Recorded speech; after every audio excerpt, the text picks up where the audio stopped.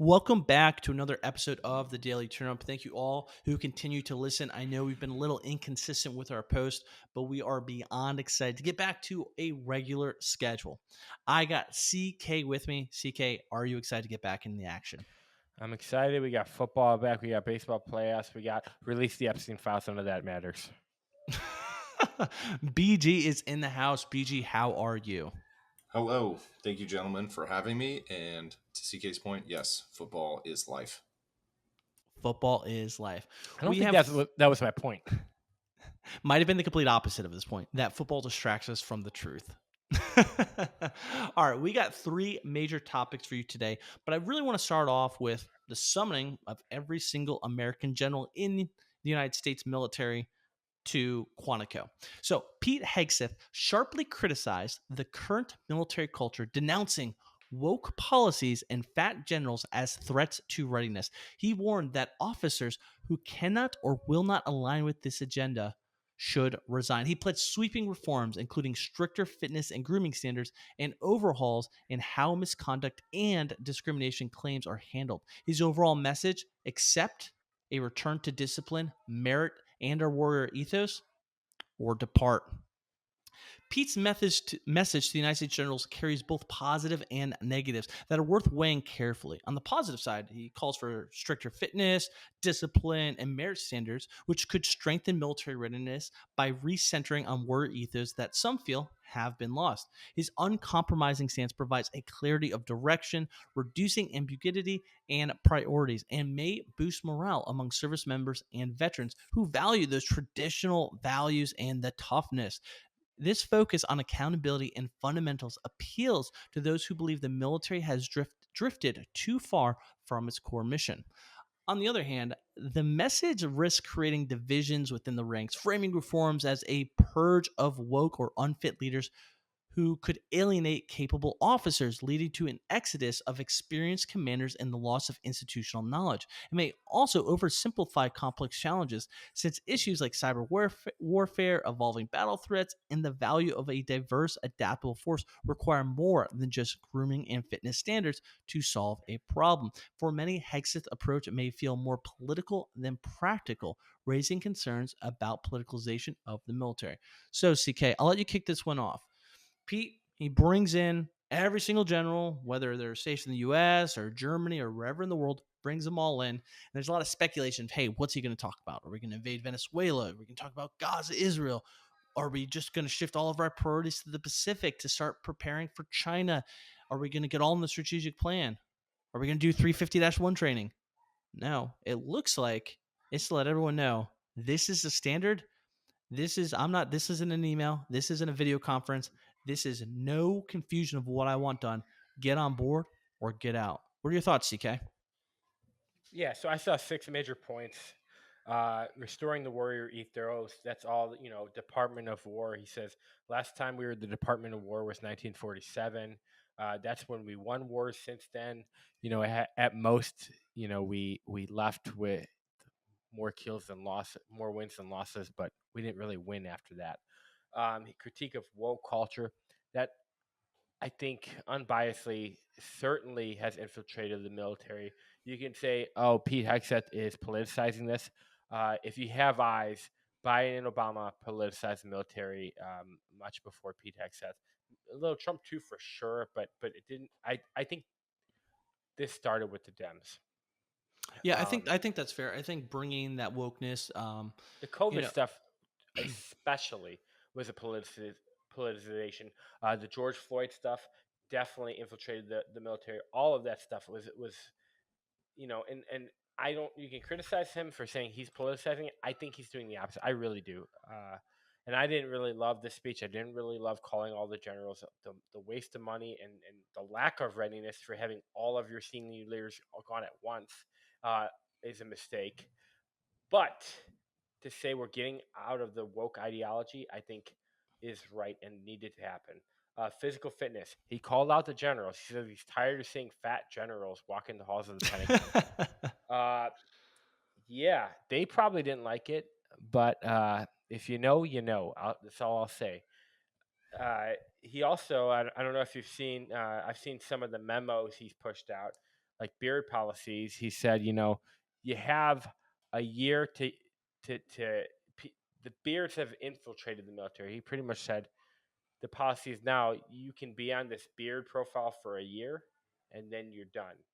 No more permanent beard profiles. Okay. Uh, he standardized fitness test for combat roles.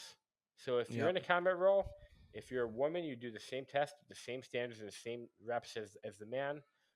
Non-combat roles, non-standard. I actually think that's an 80-20 issue right there. And then reforms to investigations and oversight, and calls for loyalty and resignation. That calls for loyalty. Yeah, he said if you don't like this, leave. I guess if you're commander in chief, that's what you have to say. And reforms to investigation. My favorite quote from Thomas Sowell: "There's no such thing as solutions, only trade-offs." Right.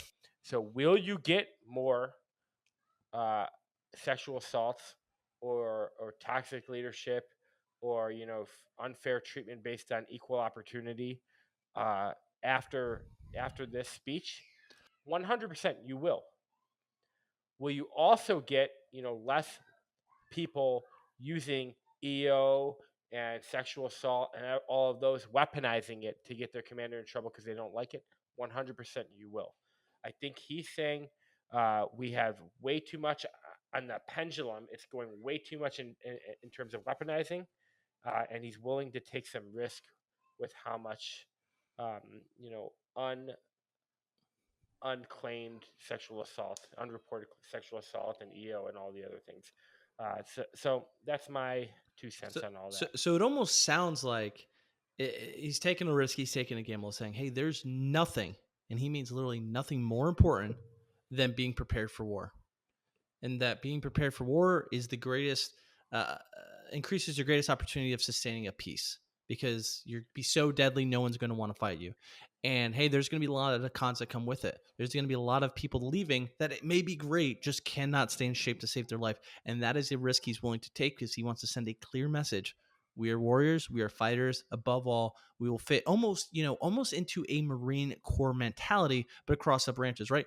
I guarantee if you were to go through the Marine Corps, you're going through their general officer buildings, I would bet a lot of money that it would be very hard to impossible to find an overweight Marine general or officer, right? Or that is not within the grooming standards, right? It probably doesn't exist. That's more Yeah, of a targeting the Army, the Navy, the Air Force, and he really wants to make our military a Marine Corps mindset. and So, and to yep. be fair, the Marine Corps is like 1/10 the size of the Army, if not less. And So it's so much you easier to maintain a yeah, smaller group you're of taking the cream of individuals. the crop only. Yep. Uh, but I'll agree with you, Mr. Like when we're talking about campaign promises, and this is kind of what Trump promised, and Hegseth, you can see he's unqualified. But to this exact point, recruiting and retention is highest it's ever been since since before the draft, because of this exactly.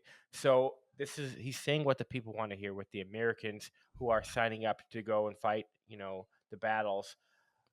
That's what they want to hear. Now, No, if I he could like it. only stop saying no new useless wars, I'd be on board 100%. But we can't get everything. Can't get them all. BG, what are your thoughts on this?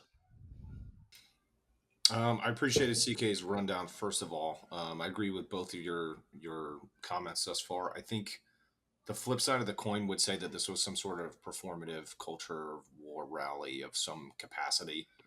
But I don't know that I necessarily agree with that because I do understand reestablishing deterrence and wanting to reorient to key threats. To your point earlier about China specifically, that type of stuff. Um, I just think it's a little dangerous, not necessarily Pete's specific comments, but DJT following on after that, kind of saying he wants to use U.S. cities as training grounds for military troops. I think that's a little bizarre. And then, obviously highlighting the border as he's always going to do. And then Trump went on to say something to the effect of America's under invasion from within. So now we have to fight from within. And then he brought up the N word, meaning nuclear, which that whole, To yeah, your point, that the was whole one of joke in landed completely flat with the generals and admirals, but it was, Trump. His rambling and he likes to ramble, but one of the worst rambles I have heard in my life. It's one thing when you're doing it with a very like friendly campaign rally where your constituents are all clapping. You're just getting crickets from the generals because that's what they're supposed to do. And it was hard to watch. I'm surprised you watched the whole thing. I did like get the spark notes from it. I can't put myself through watching those speeches. It's too much. But overall, BG, do you think this is good? Do you think it's necessary, or do you think it's an overreach by the Trump administration? Um, I Which Pete is acting within the administration. Like Pete would never do this if he didn't yeah. have the support of the president. BG's take, I think it's both, right? I can agree with unfit and undertrained troops won't be tolerated anymore. There are certain standards that we're not going to, flesh out and say are no longer required to be here. I think having a Department of War that's specific to the warrior ethos is important. I think rebranding, giving that they are saying that they're the Department of War now instead of Department of Defense, also significant.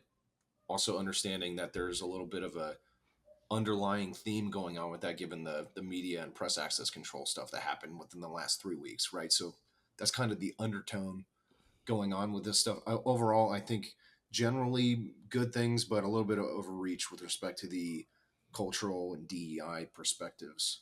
Okay. Because some of those protections, excuse me, some of those protections exist to ensure that reporting still happens, right? People aren't afraid to report about certain things.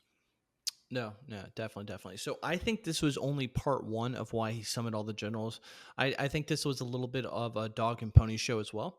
Well, that's why it was broadcasted so everybody could watch as well. It's not like it was a private meeting with the generals. He wanted the entire country to know, and specifically his generals. There's no reason the generals, I guess, literally had to be there if he was going to televise his speech, right? Like you can be anywhere. So I think there's a second part to it too. And it's like, okay, I have all these generals here.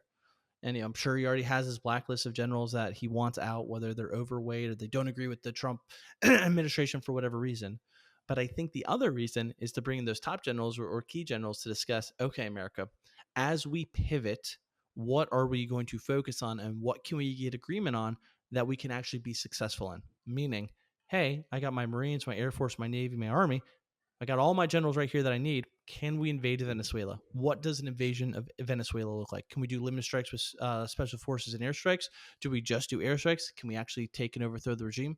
What would that look like? And the same for Gaza, Israel. Same for pivoting to China. So, do either one of you think there's also another motive to bringing everyone together to discuss potential next steps in American foreign policy?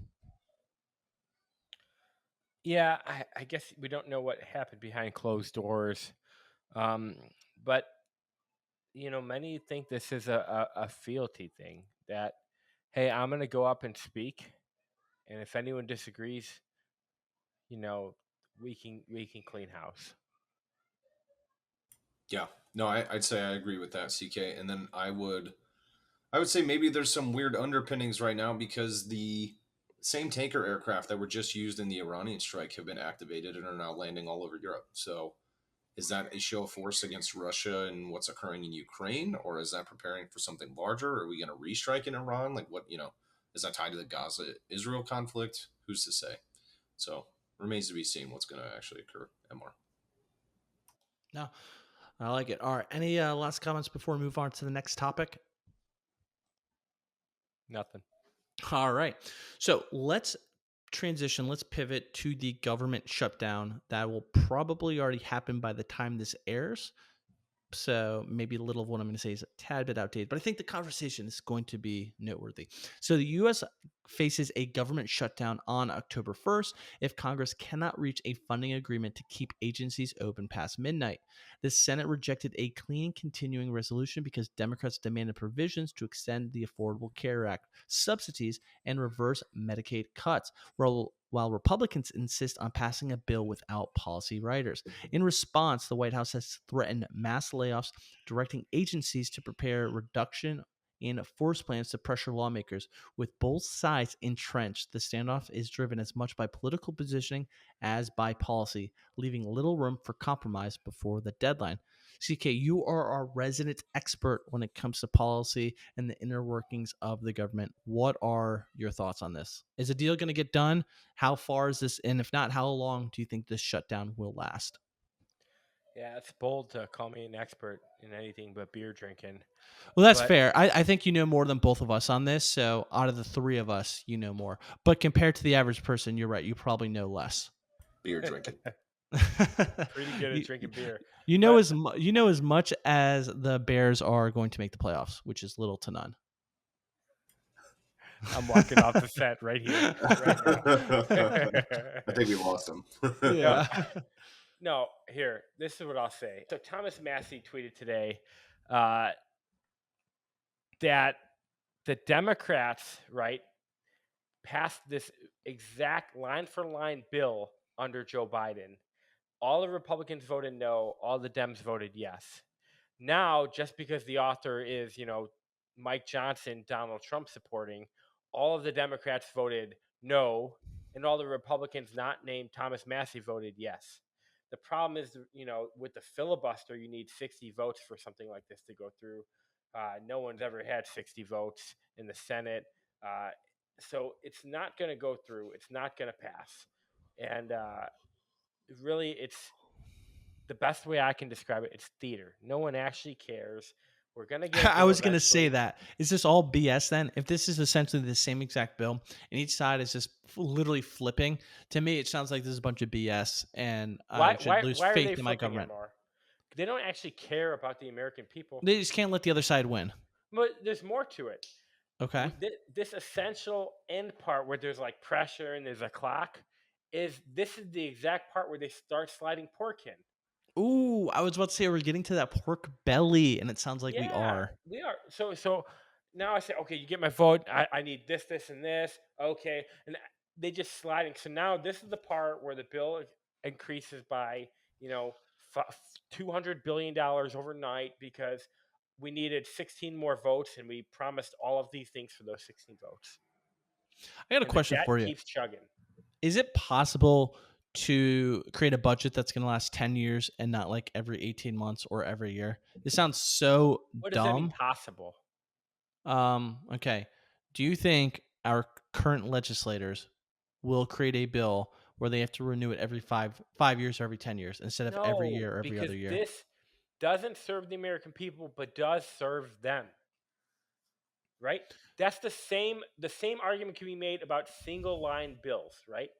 Thomas Massey's been proposing one-page bills, for one part of government. Okay, DOD, one bill, and this is for all of the DOD. This is how much money. Okay, you need Medicare. This is the bill for Medicare. Okay, you need the bill for um, Department of Transportation for highways, things like that. Here's the bill for that.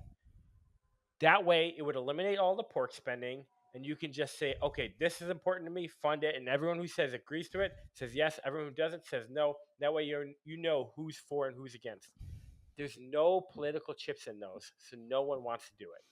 So so this just really grinds my gears. I was talking to one of my liberal friends over the weekend and having a conversation with him, basically saying, "Hey, my view is," and something we've talked a lot about on this podcast is that, hey, politicians are corrupt, right? As soon as you join a political party, be the Democrats or Republicans, they bend the knee, whether it's to Mike Johnson or Nancy Pelosi or Chuck Schumer or Donald Trump. That's it. You bend the knee. You are doing whatever they tell you to do, and yeah, you're going to do a little within your region of the country, not for the betterment of you to get reelected, so the party gets reelected in that district or in that area of the country. And then you have allegiance, your second allegiance, or maybe your first, is to whatever lobby funded your campaign. And so all it is just maintaining, paying back the lobbyist and making sure you stay in line with the party. Nothing else Yep. matter. The people doesn't matter. The people don't matter, excuse me. What they're trying to pass, the longevity of America. It's all about the party and the lobbyists, and they just feed each other. Just like we were talking about with USAID or whatever the one that Doge was trying to cut. It's like, oh, $40 million is going to like nothing, right?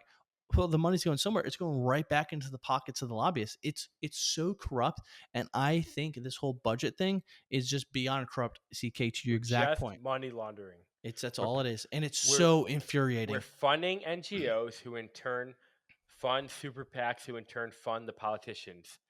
All of it is taxpayer money going in a circle to ultra rich. If you're a Democrat, like this should be your talking point is crony capitalism. The problem is the Democrats are doing it as well. Everybody's doing it. And if you're just a regular American, whether this is your first time listening to the episode or to the podcast, or you're a repeat offender, viewer, if you have allegiance to a political party, like, hey, I'm always going to vote Republican, or I'm always going to vote Democrat, just look into this. Do your own research and see how corrupt it is. And you're going to probably realize that these political parties just make you sick. They have lost all integrity. They have lost all the will of the American people. And it's almost like a business. That's what it is. It's just a corrupt monopoly that no one can regulate. All right, I'll get off my soapbox. I'm triggered, as the young people would say, or do the old people say that now? I don't know. BG, you're up. Yeah. Get me off this mic. I'm going crazy. I don't know what people say anymore. I don't know. I don't. Yeah, some younger folks at work definitely say stuff these days, and I have no idea what they're talking about. So I don't know. To CK's point, I agree. There's going to be a lot of porking in this bill that's coming afoot. I think it's interesting that both sides aren't able to come to a consensus, because the thing that's really interesting regarding the Affordable Care Act subsidies piece, at least as I understand it, is that the Democrats had actually written the date for those ACA subsidies to expire back in 2022 under the Inflation Reduction Act. So I think it's really funny that now we're coming to a head where the House is attempting and the Senate are both attempting to pass bills that were either exactly line by line or almost exactly line by line, and now Democrats aren't willing to pay ball for it. I just don't Because understand. it's political theater. I understand it. Well, here's what I really don't understand.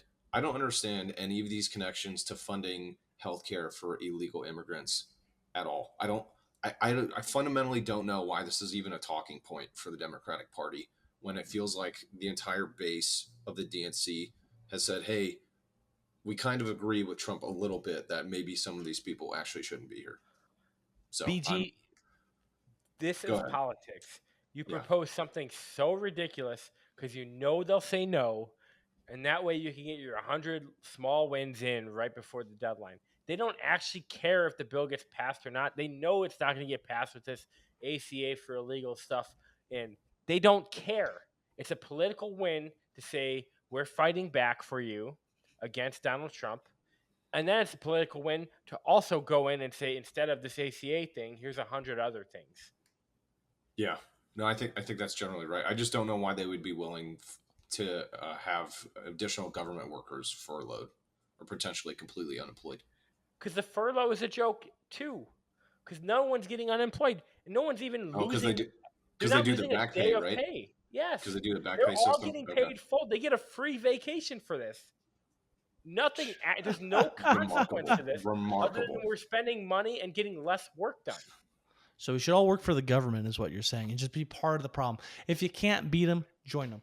But CK, how long do you think this is going to last? Do you think it's going to get passed on October 1st, or do you think it's going to drag out a few days? 2 weeks at most. 2 weeks at most. Okay, I think 2 weeks. Dude, I don't think it'll be that long, man. I think it'll happen. Yeah, I think at very most 2 weeks. I think like 3 days at most.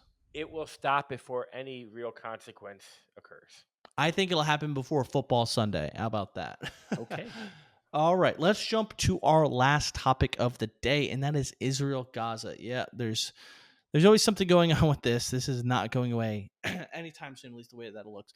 So Trump and Netanyahu have jointly unveiled a 20-point peace plan for ending the Gaza war, calling for an immediate ceasefire, the return of all hostages within 72 hours, Hamas disarmament, and a transitional government structure under international supervision. Netanyahu has publicly accepted the proposal, but only under strict caveats.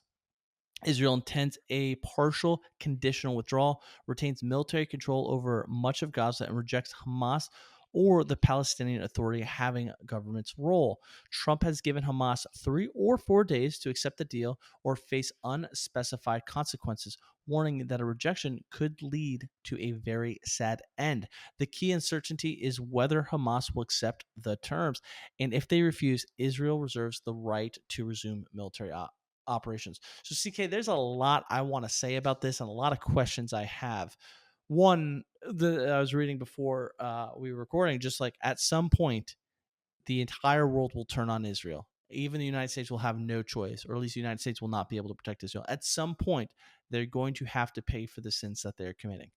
But before we get down into that rabbit hole, I just want to, that's what I'm thinking in the back of my mind. To me, it doesn't sound at all that Hamas is going to agree to these terms. It doesn't sound like Why would they? any beneficial in any realm whatsoever. So it just sounds like this isn't a 20-point peace plan. This is absolute unconditional surrender, i.e., Germany, World War I. You will do what we say, and at least you will live.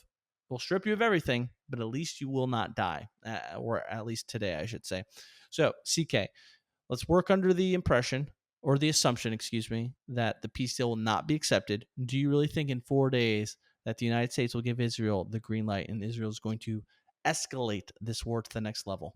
That's the point of this, MR. You gave such a ridiculous one-sided deal that Hamas will say no, so that the USA can say, well, we tried, and give the green light to Bibi to just bulldoze Gaza and the West Bank.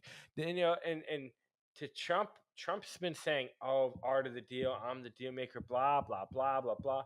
If you look at any time he's gone to the negotiating table with any of these contentious deals, what has he done?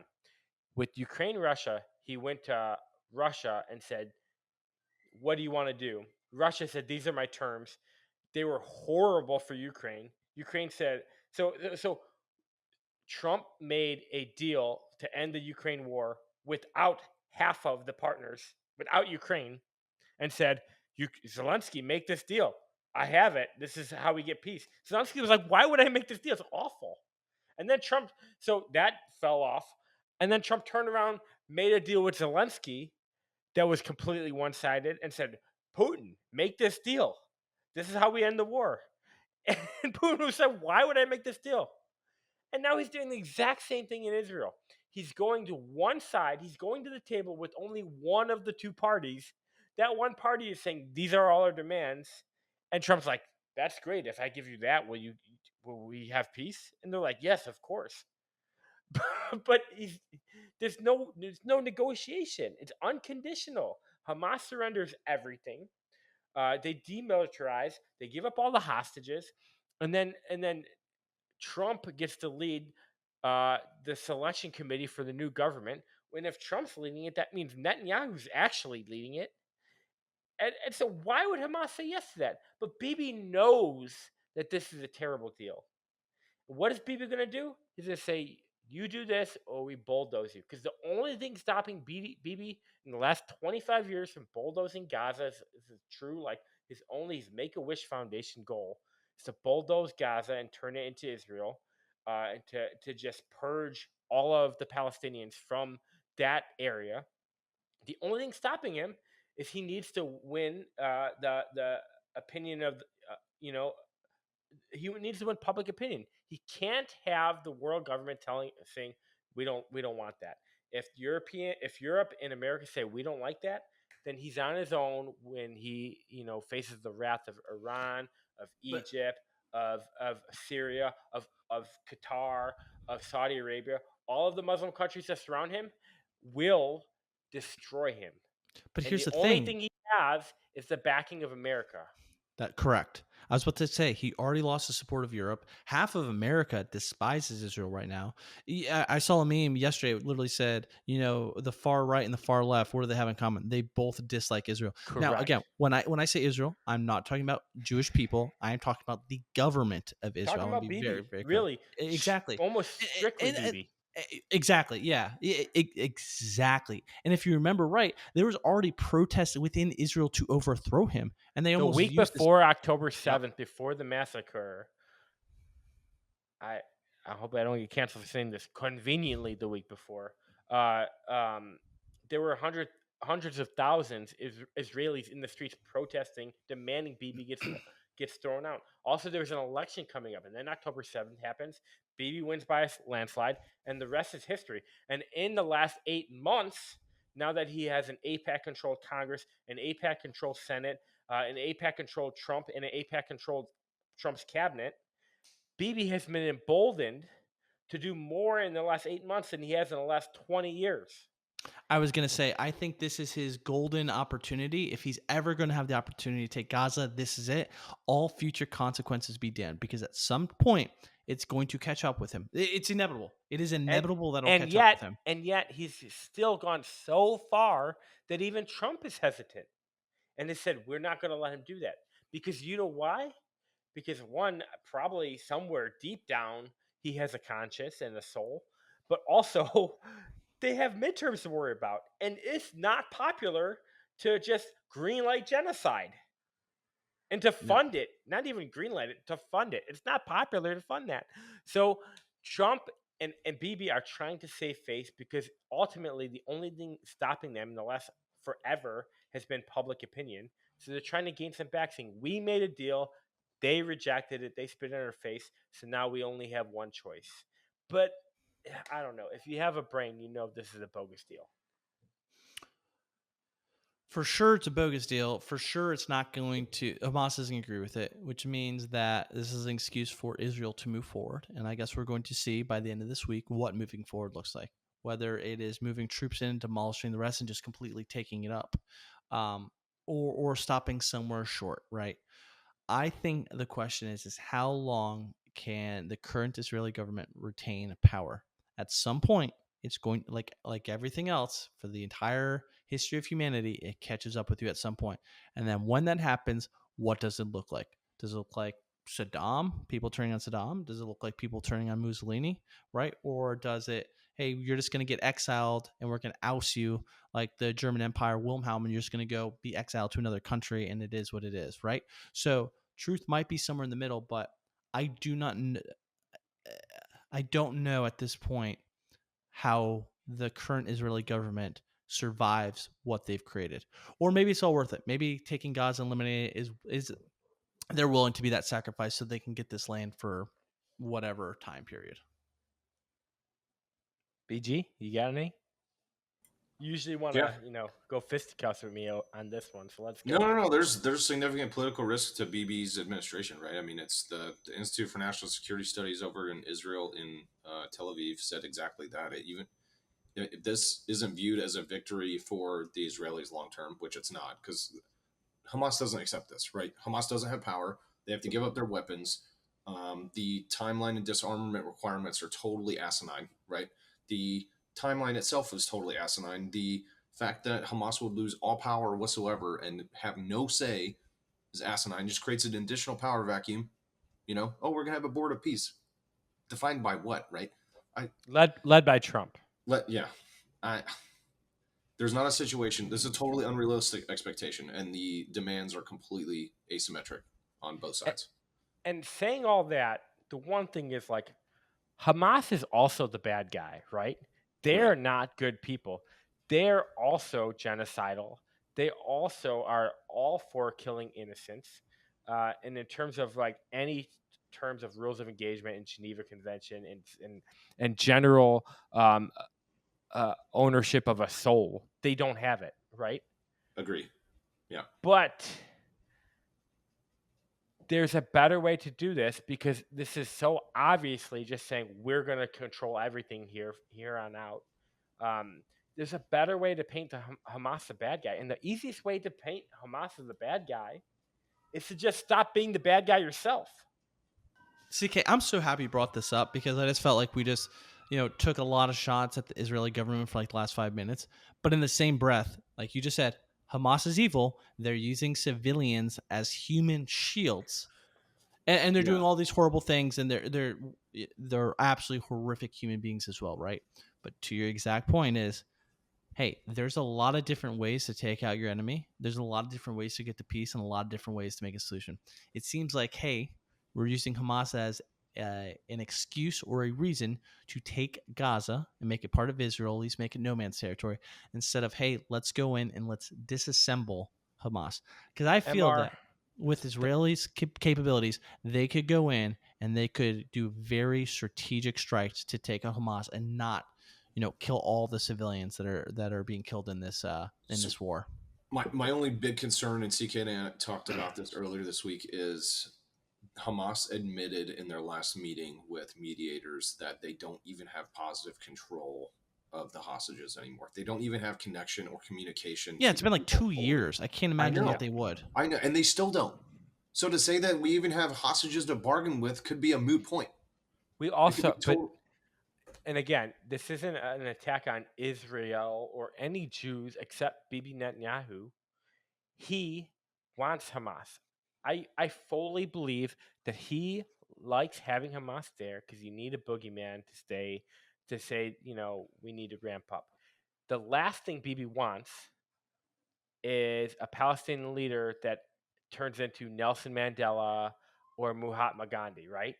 He wants Che Guevara. He wants a fighter because if someone fights, he gets to fight back. Sure, but I think that whole point is coming to its end. I think I think that tactic has been used to the max extent, and now it's like, okay, I need to now eliminate Hamas, take all the territory. I won't have that opportunity to do it again, at least in his lifetime, and then create, or not create, but refocus on the next boogeyman, which is Iran or the Houthis or Hezbollah. Sure. There's so many different people to point But if he to. takes Gaza and the West Bank, I think like the amount of genocide that will and dislocation of people that will cause will be enough for Bibi's lifetime. You're right. Yeah, exactly. And then what's going to happen? China's going to invade Taiwan, and Russia, Ukraine is still going on, and then people quickly pivot to the next and forget about this, right? That is a possibility.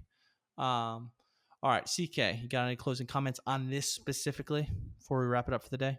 Just on this topic, I'll give you your opportunity to do your closing. I don't want to be caged. I'm a peacock. You gotta let me fly. All right, fly, dude. Fly No, all I'm the way just to kidding. Gaza. I have nothing else. Red Sox just beat the Yankees, so suck it, MR. Oh, that sucks. All right, BG, anything else on this topic? No, I'm Gaza'd out. That's fair enough. All right, turn ups. Thank you for listening to this episode. Really excited. We might do another episode over the weekend because we still want to talk about ICE and deep dive that, but we're running a little late on this episode, and I really want to make sure we give that the attention it deserves because it's a very multi-layer issue for good and bad. So, CK, I will let you spread your wings and fly, Peacock. What are your closing comments? What is on your mind that you want the world to know? By world, I mean the solid 150 people that continuously listen. And thank you for doing that to our show. I shouldn't even bring this up because I don't even know the kid's name, but the Republicans are ramming down the throat, and by Republicans I mean the influencers, ramming down the throat some replacement for Charlie Kirk. And it's just so obviously like this force-fed, like we control this guy. He doesn't even speak for himself. Wait, are you talking about Nick, that guy? No, not Nick Fuentes. No one's forcing.